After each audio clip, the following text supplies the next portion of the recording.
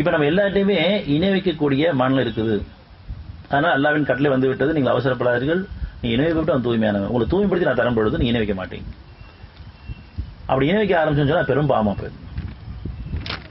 அந்த காலத்தவனை தான் நமக்கு கொடுக்கப்பட்டிருக்கு. ஒவ்வொருத்தருக்கும் இணை வைக்க கூடாது, இறைவனை நீ வாழ வைக்கும் காலமெல்லாம் எனக்கு கூட அருளை கொண்டும் பொருளை கொண்டும் இணை வச்சிடக்கூடாது, பெருமை கொண்டும் கூடாது. நமக்கு பெருமை வந்துடும், இணை வைக்கவும் செய்ய ஆரம்பிப்போம்.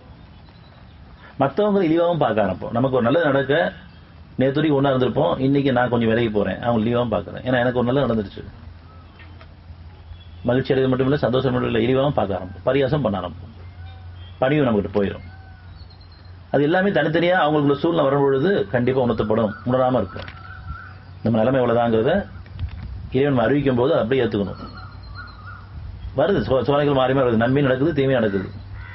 நமக்கு தீமையை சூழும் பொழுது நம்ம பதறோம், இறைவன் தீர்ப்பு பண்ணியதில்லை, புலம்பிடுறோம், அவசரப்படுறோம். அதுல இருந்து மீள்றதுக்கு பதட்டமும் வேண்டாம், அவசரமும் வேண்டாம்.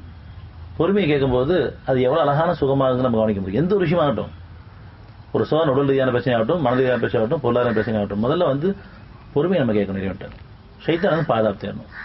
அந்த சோதனை காலங்களில் நம்மளை இறைவன் நெருக்கமாக கவனிக்கிறான், அதிகமாக அவன் நினைவு கூற காட்டான். பதட்டம் வேண்டாம், குழம்போ வேண்டாம், புலம்போ வேண்டாம். பொறுமையை கேட்கும் பொழுது அந்த பொறுமையிலேயே சுகமான அனுபவமாக இருக்கும். அந்த சொந்த மீட்டு கொடுக்க சுகமான இருக்கும். பல அத்தாட்சிகளோட இறைவன் நெருக்கமாக இருந்து நமக்கு எப்படி நம்மளை அறிவுறுத்தி அழகான முறையில் மீட்டு கொடுக்குறாங்கிற அத்தாட்சிகளோட சுகமாக சுகமான அனுபவமாக இருக்கும். ஆனால் நம்ம பொறுமையை இழந்துடுறோம். அவசரப்படும் போது பயம் வந்துடுது, கவலையும் வந்துடுது, வேற ஏதாவது வழி இருக்குமான்னு நம்ம யோசிக்க ஆரம்பிக்கிறோம். அந்த எண்ணத்தோடு இருக்கும்போது பல பேர் உள்ள வருவாங்க.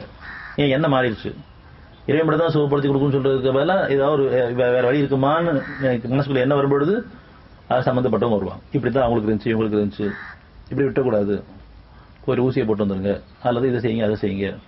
ஏன்னா என் மனசுல என்ன மாறிடுச்சு, அதுக்கான வழி திறக்கப்பட்டுச்சு, உள்ள குழப்பத்தை உண்டாக்குறோம். அதுதான் என் மனசுல உறுதி கிடைச்சிருச்சுன்னு சொன்னா யாரும் உள்ள இருக்க முடியாது. அப்படியே யாரும் வந்தாலும் நம்மகிட்ட இருந்து அவங்க கத்துட்டு போவாங்க. அந்த அளவுக்கு தெளிவாக எடுத்து சொல்ல முடியும். ஏன்னா சுகத்தை அனுபவிச்சுட்டு இருக்கோம்.